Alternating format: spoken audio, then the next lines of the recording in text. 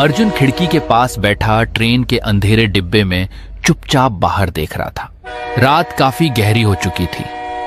Train की खिड़की से बाहर सिर्फ काला अंधेरा दिखाई दे रहा था और बीच बीच में दूर किसी गांव की हल्की पीली रोशनी चमक कर गायब हो जाती थी। डिब्बे में बैठे ज्यादातर लोग सो चुके थे। किसी की हल्की खर्राटों की आवाज आ रही थी तो कहीं चाय वाले की आवाज कानों में गूंज रही थी। अर्जुन ने अपनी मोबाइल देखी। रात के 1:45 बज चुके थे। उसने एक गहरी सांस ली। कितने साल बाद दादाजी के गांव जा रहा हूँ। अरे बेटा, तुम कहाँ जा रहे हो? चाचा, मैं अपने गांव भानपुर जा रहा हूँ। बचपन में वह हर गर्मियों की छुट्टियों में वहां जाया करता था, लेकिन पढ़ाई, काम और शहर की भागदौड़ में वह गांव जैसे कहीं पीछे छूट गया था। इस बार दादाजी की तबीयत ठीक नहीं है, इसलिए पिताजी ने मुझे तुरंत गांव जाने को कहा था। ट्रेन धीरे धीरे अपनी रफ्तार कम करने लगी। बेटा, अगला स्टेशन तुम्हारा ही है शायद। अर्जुन ने सिर हिलाया। जी काका, मुझे यहीं अगले स्टेशन में उतरना है। बेटा, रात बहुत हो गई है, संभल कर जाना। जी काका, शुक्रिया। ट्रेन ने लंबी सीटी मारी और धीरे धीरे छोटे से स्टेशन पर रुक गई। अर्जुन अपना बैग लेकर नीचे उतरा। प्लेटफॉर्म लगभग सुनसान था। कुछ टिमटिमाती लाइटें, दूर बैठे 2-3 कुत्ते और स्टेशन मास्टर के कमरे से आती हल्की रोशनी, बस इतना ही। उसने पीछे घूम के ऊपर लगी घड़ी की ओर देखा। ठीक रात के 2 बजे थे। हवा में अजीब सी ठंडक थी। स्टेशन शहर जैसा नहीं था, यहां सन्नाटा भी जैसे आवाज करता था। अर्जुन प्लेटफॉर्म से बाहर की ओर बढ़ा। उसे उम्मीद थी कि बाहर कोई ऑटो मिल जाएगा और वह सीधे दादाजी के गांव पहुंच जाएगा, लेकिन बाहर आकर उसका चेहरा उतर गया। पूरा स्टेशन रोड खाली पड़ा था। दूर दूर तक बस अंधेरा ही छाया हुआ था और दूर कहीं पेड़ों की सरसराहट और सड़क पर फैली पीली रोशनी दिखाई दे रही थी। अर्जुन ने इधर उधर देखा। स्टेशन के बाहर फैली सुनसान सड़क को देखकर उसके मन में हल्की बेचैनी होने लगी। इतनी रात हो गई पर स्टेशन पर एक भी ऑटो नहीं। अब गांव तक कैसे जाऊंगा? अर्जुन ने एक गहरी सांस ली और सड़क के किनारे खड़े होकर चारों तरफ देखने लगा। कितनी देर और इंतजार करूंगा? अंधेरे में रास्ता साफ दिखाई नहीं दे रही। जितनी देर यहां इंतजार करूंगा उतनी लेट होगी। इससे अच्छा मैं पैदल ही चला जाऊं। समय धीरे धीरे बीतने के साथ थकान और बढ़ रही थी। हर गुजरते मिनट के साथ सन्नाटा और गहरा होता जा रहा था। तभी थोड़ी दूर अंधेरे में उसे एक आदमी खड़ा हुआ दिखाई देता है। अंधेरा ज्यादा होने के कारण उसका चेहरा साफ दिखाई नहीं दे रहा था। वह आदमी लाल धोती कुर्ता पहने था। उसकी लंबी सफेद मूछें थीं और आंखें अंधेरे में भी अजीब तरह से चमकती सी लग रही थीं। वह बिल्कुल शांत खड़ा अर्जुन को देख रहा था। अर्जुन कुछ पल रुका, फिर धीरे धीरे उसके पास गया। वह जितना उसका करीब जा रहा था, धीरे धीरे उसका चेहरा और साफ दिखाई दे रहा था। जब वह पास पहुंचा, सामने एक बूढ़ा आदमी खड़ा हुआ था। उसकी उम्र लगभग 60 या 65 साल का होगा। बाबा, यहाँ से भानपुर जाने के लिए कोई ऑटो मिलेगा क्या? बूढ़ा आदमी कुछ सेकंड तक उसे बिना पलक झपकाए देखता रहा, फिर धीमी आवाज में बोला, बेटा, रात के 2 बजे यहाँ कोई ऑटो नहीं मिलता। अर्जुन थोड़ा असहज हो गया। लेकिन मुझे गांव पहुंचना बहुत जरूरी है। दादाजी अकेले हैं, उन्होंने ही बुलाया है। बूढ़ा आदमी ने हल्की मुस्कान दी, लेकिन उस मुस्कान में कुछ अजीब था। जरूरी काम अक्सर रात में ही बुलाते हैं, दिन में तो लोग सिर्फ बहाने बनाते हैं। अर्जुन उसकी बात सुनकर थोड़ा चौंका, लेकिन चुप रहा। तो अब क्या करूं चाचा? गांव यहां से कितना दूर है? ज्यादा दूर नहीं, अगर हिम्मत हो तो पैदल चला जा सकता है। अर्जुन ने पीछे मुड़कर सुनसान सड़क की तरफ देखा। चारों ओर सिर्फ अंधेरा था। कुछ पल के लिए उसके मन में वापस स्टेशन पर रुक जाने का विचार आया, लेकिन दादाजी की घबराई हुई आवाज उसे बार बार याद आ रही थी। बेटा, जाना है तो जल्दी चलो, देर मत करो। उसने बैग को थोड़ा कसकर पकड़ा और बूढ़े आदमी की तरफ देखा। अगर पैदल जाना ही पड़े तो मुझे रास्ता बता दीजिए चाचा। बूढ़ा आदमी ने हल्का सा मुस्कान दी, जैसे वह पहले से यही जवाब सुनने का इंतजार कर रहा हो। रास्ता बताने से बेहतर है मैं खुद साथ चल देता हूँ। रात गहरी है और इस रास्ते को हर कोई नहीं समझ पाता। नहीं चाचा, आप क्यों तकलीफ करेंगे? बेहतर होगा आप मुझे रास्ता बता दीजिए। कुछ रास्ते ऐसे होते हैं बेटा, जहाँ अकेले चलना ठीक नहीं होता। उसकी आवाज में ऐसी गंभीरता थी कि अर्जुन ने आगे कुछ नहीं कहा। दोनों धीरे धीरे सुनसान सड़क पर चलने लगे। स्टेशन की हल्की रोशनी अब पीछे छूट चुकी थी। सामने सिर्फ लंबी खाली सड़क थी। अर्जुन ने कई बार पीछे मुड़कर देखा, लेकिन हर बार सिर्फ अंधेरा ही दिखाई देता। कुछ देर तक दोनों चुपचाप चलते रहे। सिर्फ कदमों की आवाज थी। चाचा, आप यहीं रहते हैं क्या? हाँ, बहुत साल पहले मैं यहीं रहता हूँ। लेकिन चाचा, मैंने आपको पहले कभी नहीं देखा। जो लोग देर से लौटते हैं वही मुझे देख पाते हैं। अर्जुन उसके जवाब को समझ नहीं पाया। उसने बात बदलने की कोशिश की। चाचा, मेरा गांव भानपुर है। दादाजी का नाम राम प्रसाद है, शायद आप जानते होंगे। बूढ़ा आदमी अचानक रुक गया। उसके कदम रुकते ही अर्जुन भी ठिठक गया। बूढ़ा आदमी ने धीरे से उसकी तरफ देखा। राम प्रसाद? जी चाचा, आप जानते हैं उन्हें? कुछ पल तक बूढ़ा आदमी चुप रहा। हवा और ठंडी लगने लगी। बहुत पुराने आदमी हैं, बहुत कुछ देखा है उन्होंने और बहुत कुछ छुपाया भी है। छुपाया? क्या मतलब? बूढ़ा आदमी फिर चलने लगा। कुछ बातें रात खुद बता देती हैं, इंसानों को बोलने की जरूरत नहीं पड़ती। अब अर्जुन के मन में बेचैनी बढ़ने लगी थी। दादाजी ने अचानक बुलाया। ये अजीब बूढ़ा आदमी और उसकी रहस्यमयी बातें, सब कुछ किसी अनजाने डर की तरफ इशारा कर रहा था। रास्ता अब और सुनसान हो गया था। दूर दूर तक कोई घर नहीं, कोई आवाज नहीं, सिर्फ हवा और कभी कभी किसी उल्लू की आवाज। चलते चलते अचानक दूर एक हल्की रोशनी दिखाई दी। अंधेरे के बीच वह पीली रोशनी किसी उम्मीद जैसी लग रही थी। चाचा, वहां वो क्या है? बूढ़ा आदमी ने बिना देखे जवाब दिया। चाय की एक पुरानी दुकान है। रात में भटके हुए लोग वहीं रुकते हैं। तुम भी चलो, चाय पीकर जाना। जैसे जैसे वो आगे बढ़े, वह जगह साफ दिखाई देने लगी।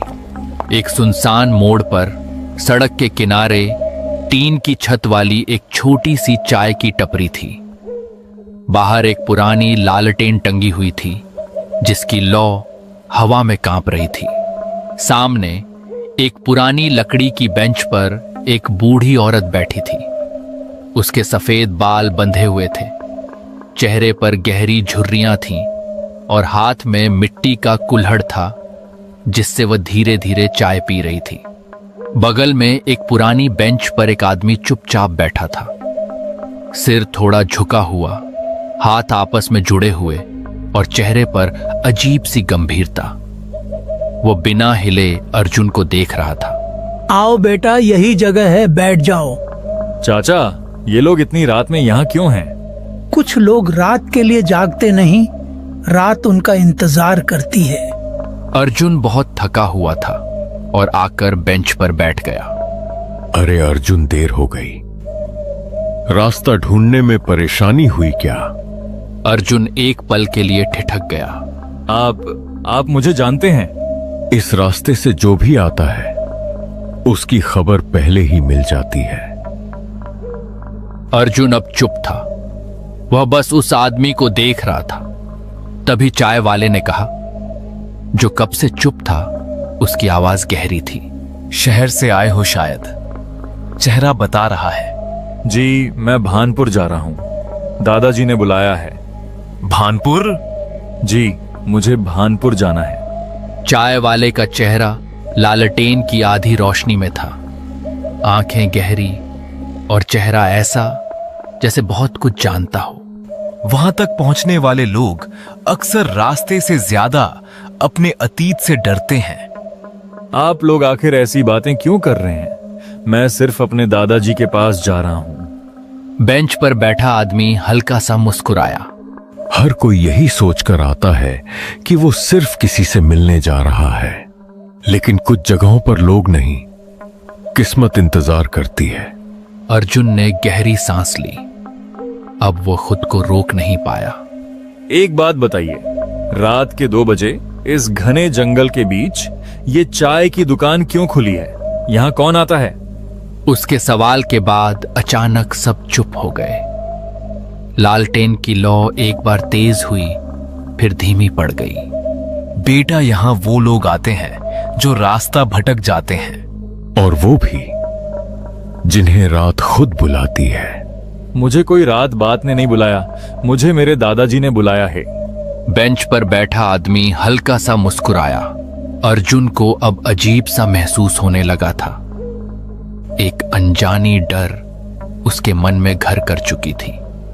बाहर अचानक तेज हवा चली, लालटेन जोर से हिली, और उसी पल टपरी के पीछे किसी औरत के रोने की धीमी आवाज सुनाई दी।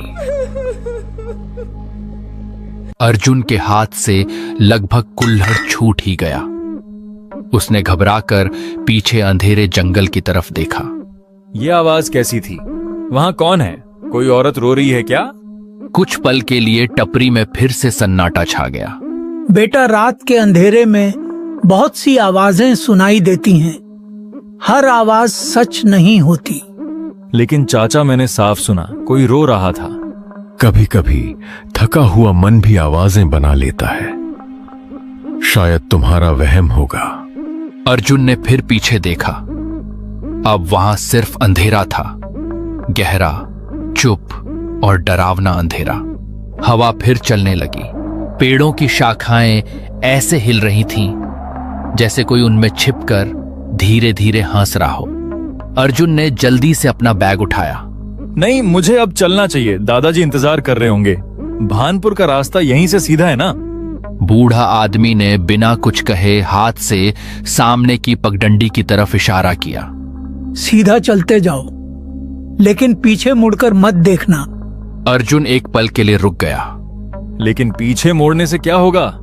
क्योंकि कुछ चीजें सिर्फ पीछे से ही दिखाई देती है। अर्जुन का गला सूख गया। उसने कुछ नहीं कहा, बस तेज कदमों से टपरी से बाहर निकल गया। रात और गहरी हो चुकी थी। अर्जुन तेज तेज कदमों से चलने लगा। उसके कानों में अब भी वही रोने की आवाज गूंज रही थी। उसने कई बार महसूस किया जैसे कोई उसके पीछे चल रहा हो, लेकिन चाय वाले की बात याद आते ही उसने पीछे मुड़ने की हिम्मत नहीं की। अर्जुन सिर्फ चलता रहा, ठंडी हवा और दिल की तेज धड़कन। कुछ देर बाद दूर उसे अपने गांव भानपुर की पहली हल्की रोशनी दिखाई दी। वह राहत की सांस लेते हुए लगभग दौड़ पड़ा। थोड़ी ही देर में वह अपने दादाजी के पुराने घर के सामने खड़ा था। पुराना लकड़ी का दरवाजा, आंगन में तुलसी चौरा और बरामदे में जलता हुआ एक छोटा सा दीपक। अर्जुन ने जल्दी जाकर दरवाजा खटखटाया। अंदर से दादाजी की आवाज आई। कौन? इतनी रात को कौन आया है? दादाजी, दरवाजा खोलिए, मैं आया हूं अर्जुन। दरवाजा तुरंत खुला। सामने दादाजी खड़े थे। चेहरे पर चिंता साफ दिखाई दे रही थी।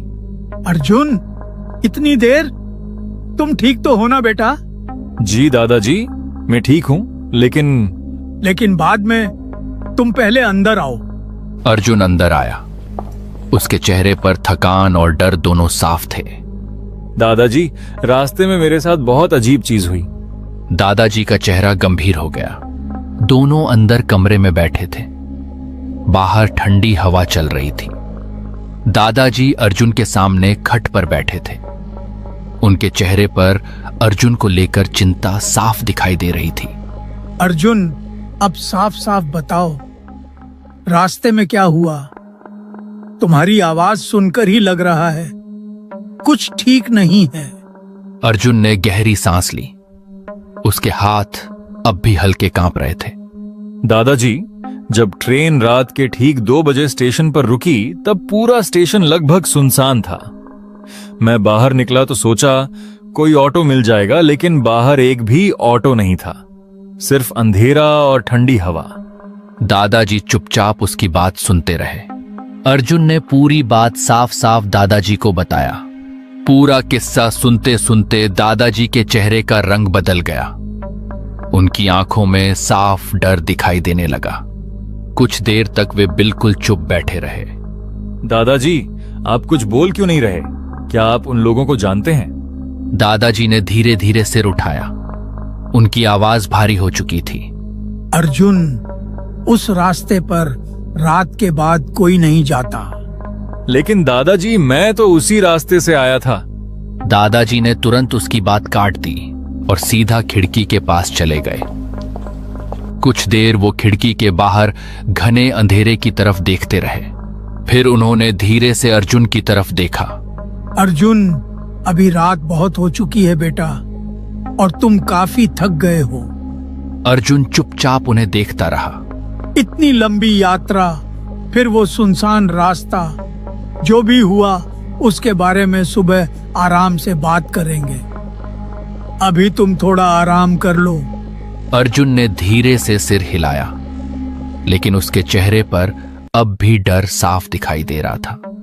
दादाजी, पता नहीं क्यों मुझे अब भी ऐसा लग रहा है जैसे कोई मेरा पीछा करते हुए यहां तक आया हो।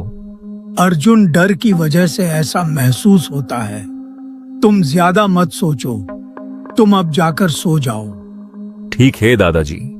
अर्जुन ने अपना बैग नीचे रखा और बिस्तर पर लेट गया। लेकिन जैसे ही उसने आंखें बंद की, उसके दिमाग में फिर वही दृश्य आने लगे। सुनसान रास्ता, टिमटिमाती लालटेन और बेंच पर बैठा वो आदमी जो बिना पलक झपकाए उसे घूर रहा था। अर्जुन जल्दी ही बिस्तर से उठ गया। उसकी चेहरा देखकर लगता मानो उसका दिमाग किसी अनजानी डर से घिरा हुआ हो। उसने गहरी सांस ली और खुद को समझाने की कोशिश की। शायद मैं जरूरत से ज्यादा सोच रहा हूं। बाहर हवा की आवाज और तेज हो गई थी।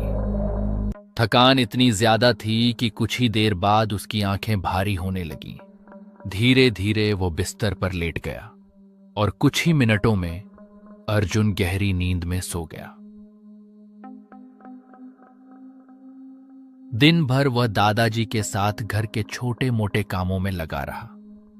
कभी आंगन में बैठकर बातें करता, कभी पुराने दिनों को याद करता। लेकिन उसके मन में एक और बात बार बार आ रही थी। मुकेश। काका के घर जा रहा हूं कहकर अर्जुन मुकेश की घर के और निकल पड़ा, क्योंकि उसे पता था अगर दादाजी जानेंगे कि वो मुकेश की घर जा रहा है तो उसे जाने के लिए मना करेंगे। क्योंकि कुछ साल पहले मुकेश की घर और अर्जुन के घर में कुछ कारण की वजह से बातचीत नहीं होती थी। मुकेश उसका बचपन का सबसे अच्छा दोस्त था। दोनों ने साथ खेलते हुए, साथ स्कूल जाते हुए और गांव की गलियों में घूमते हुए अपना बचपन बिताया था। कई साल हो चुके थे उन्हें आमने सामने मिले हुए। अर्जुन ने सोचा था कि वह दोपहर में ही मुकेश से मिलने चला जाएगा, लेकिन दिन भर कुछ जरूरी कामों में समय निकल गया। देखते देखते शाम होने लगी। आसमान में सूरज धीरे धीरे ढल चुका था। चारों तरफ शाम की अंधेरा छाई हुई थी। चलते चलते अर्जुन को पुराने दिन याद आने लगे। उसे याद आया कैसे वह और मुकेश बरसात में खेतों में दौड़ा करते थे, कैसे दोनों नदी के किनारे घंटों बैठे रहते थे। कितनी बार दोनों ने मिलकर गांव वालों की डांट भी खाई थी और फिर हंसते हुए भाग गए थे। उन यादों को सोचकर अर्जुन के चेहरे पर हल्की मुस्कान आ गई। मुकेश बचपन से ही भानपुर में पला बड़ा था। मुकेश जब छोटा था उसके दादा दादी का देहांत हो चुका था। अब वह अपने पुश्तैनी घर में उसकी पत्नी के साथ रहता था। कई सालों से उसके माता पिता शहर में काम करते थे। गांव के लोग मुकेश को शांत स्वभाव का मानते थे। सोचते सोचते अर्जुन गांव की आखिरी गली तक पहुंच गया। शाम अब रात में बदल चुकी थी और हवा में हल्की ठंडक घुल चुकी थी। कुछ ही देर बाद उसे सामने मुकेश का घर दिखाई दिया। पुराना 2 मंजिला मकान, ऊंची दीवारें, लकड़ी का बड़ा दरवाजा और बरामदे में जलता हुआ पीला बल्ब। अर्जुन कुछ पल वहीं खड़ा रहा। इतने वर्षों बाद वह अपने पुराने दोस्त से मिलने जा रहा था। फिर उसने जाकर दरवाजा खटखटाया और तभी अंदर से कदमों की आवाज आई। कुछ सेकंड बाद दरवाजा खुला। सामने मुकेश खड़ा था। दोनों कुछ पल तक एक दूसरे को देखते रहे। फिर मुकेश के चेहरे पर बड़ी सी मुस्कान आ गई। अरे अर्जुन, सच में तू है या ये मेरा बहम है? क्यों, भूत समझ लिया था क्या? नहीं यार, बस यकीन नहीं हो रहा, इतने साल बाद अचानक सामने खड़ा है। कई सालों की दूरी जैसे एक पल में खत्म हो गई। मुकेश उसे अंदर ले गया। घर अंदर से काफी बड़ा था, लेकिन अजीब तरह से शांत भी। कमरों में पुराना फर्नीचर रखा था। दीवारों पर समय की छाप साफ दिखाई देती थी। मुकेश अर्जुन को अपने कमरे के अंदर ले गया। भाई, मैंने सुना था तू शादीशुदा है, लेकिन घर में तो लगता है कोई नहीं है। हाँ भाई, तूने सही सुना है। मेरी पत्नी और बच्चे उनके गांव गए हुए हैं। इतनी बड़ी सुनसान घर में तू अकेला रहता है? नहीं भाई, अकेला नहीं, बीवी बच्चे कल आ जाएंगे। और मेरा गांव में कुछ काम था, इसलिए मैं जा नहीं पाया। जो हुआ अच्छा हुआ, तुझसे बहुत दिनों बाद मुलाकात हो गई। अर्जुन को अब थोड़ा अजीब सा महसूस हो रहा था, लेकिन इतने सालों बाद मिले थे, इसलिए बातों रुकने का नाम ही नहीं ले रहा था। मेरा गला जैसे सूख रहा है, क्या मुझे एक गिलास पानी मिलेगा? अरे ये कोई पूछने की बात है? तू यही रुक, मैं पानी लेकर आता हूं। यह कहकर मुकेश अर्जुन के लिए पानी लाने चला गया। रात के करीब 1 या 2 बज चुके थे। कमरे में एक अजीब सा गंध महसूस हो रहा था और तभी खिड़की से किसी औरत की रोने की धीमी आवाज सुनाई दी। ये कैसी आवाज थी? अर्जुन धीरे धीरे खिड़की के पास गया। उसने चारों तरफ नजरें घुमाया, लेकिन उसे घना अंधेरा के सिवा कुछ नहीं दिखा। तभी उसे पीछे से आवाज आती है। अर्जुन! उसके पीछे मुकेश खड़ा हुआ था। अरे भाई, तेरे चेहरे पर ये 12 क्यों बजे हुए? कुछ नहीं, ऐसे ही, बस थोड़ा घुटन सा हो रहा है। तो फिर ठीक है, तू थोड़ी देर आराम कर ले। यह कहकर मुकेश कमरे से बाहर चला गया। वो अब कमरे में अकेला था। कमरे के अंदर सन्नाटा जैसे उसकी कानों को चीर रही थी। ये मेरे साथ हो क्या रहा है? उस दिन वो अजीब घटनाएं और आज वो औरत की रोने की आवाज। वो बार बार उस खिड़की की तरफ देख रहा था। उसे लग रहा था कि जैसे कोई अदृश्य शक्ति उसके पीछे पड़ी हो। अर्जुन कमरे में बैठा हुआ था कि उसकी नजर एक दरवाजे के ऊपर जाकर पड़ी। वह कमरा पता नहीं कब से बंद पड़ी हुई थी। ऐसा लग रहा था जैसे सालों से कोई उस कमरे के अंदर नहीं गया हो। बाहर हवा की आवाज लगातार सुनाई दे रही थी। घर के अंदर अजीब सी खामोशी पसरी हुई थी। अर्जुन धीरे धीरे अपनी जगह से उठा। उसकी नजर अब भी उसी दरवाजे पर टिकी हुई थी। ये कमरा मैंने पहले नहीं देखा। वह कुछ कदम आगे बढ़ा। जैसे जैसे वह दरवाजे के करीब पहुंच रहा था, उसके मन में अजीब सी बेचैनी भी बढ़ रही थी। दरवाजे के हैंडल पर धूल जमी हुई थी। ऐसा लग रहा था जैसे सालों से किसी ने उसे छुआ तक न हो। अर्जुन का दिल थोड़ा तेज धड़कने लगा। उसने पीछे मुड़कर देखा। मुकेश अभी तक वापस नहीं आया था। पूरे घर में सन्नाटा पसरा हुआ था। अर्जुन कुछ सेकंड तक सोचता रहा। फिर आखिरकार उसने धीरे से दरवाजे को खोला। जैसे ही उसने अंदर कदम रखा, वह कुछ पल के लिए हैरान रह गया। कमरे की दीवारों पर दर्जनों पेंटिंग्स टंगी हुई थीं। अर्जुन ने थोड़ी राहत की सांस ली।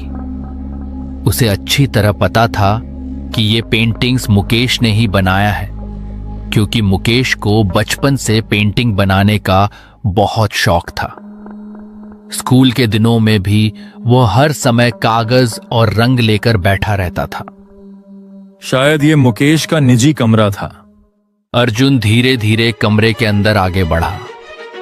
जमे हुए धूल को साफ करके अर्जुन बार बार से पेंटिंग्स को देख रहा था। तभी उसकी नजर दीवार पर टंगी हुई 3 फोटो पर पड़ती है।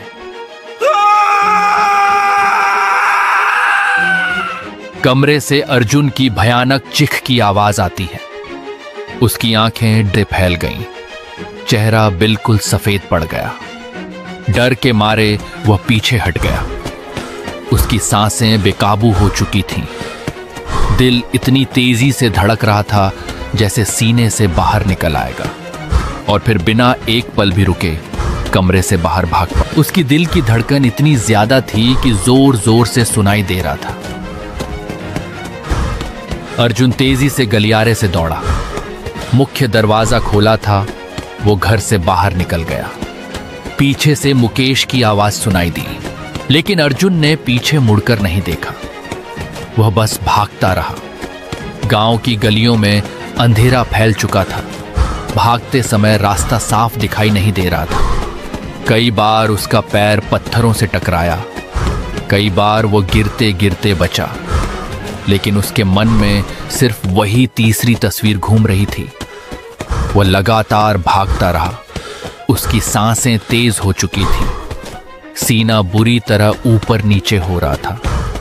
ऐसा लग रहा था जैसे उसका दिल किसी भी पल जवाब दे देगा, लेकिन डर उससे भी तेज था। किसी तरह भाग के अर्जुन अपने दादाजी के घर पहुंच जाता है। दादाजी दरवाजा खोलिए, दादाजी, दादाजी दरवाजा खोलिए, दादाजी। दादाजी दरवाजा खोल के बाहर आए। वो अर्जुन को देखकर हैरान हो गए। अर्जुन, इतनी देर? बेटा तुम कहाँ थे? इतनी रात हो गई। मैं परेशान हो गया था। दादाजी वह मैं। ठीक है, तुम पहले अंदर चलो, बैठ के बात करते हैं। रात बहुत हो गई। दादाजी और अर्जुन दोनों अंदर आए।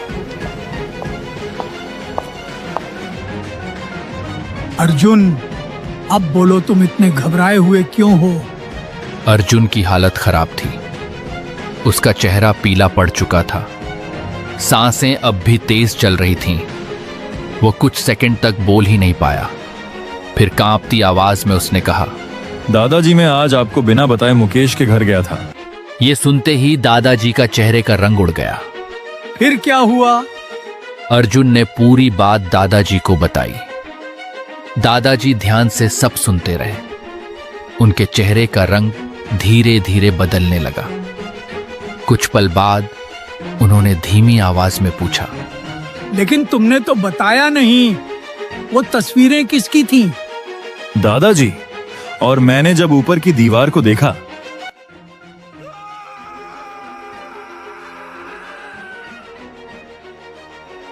और दादाजी, मैं वहां से जल्दी भाग आया।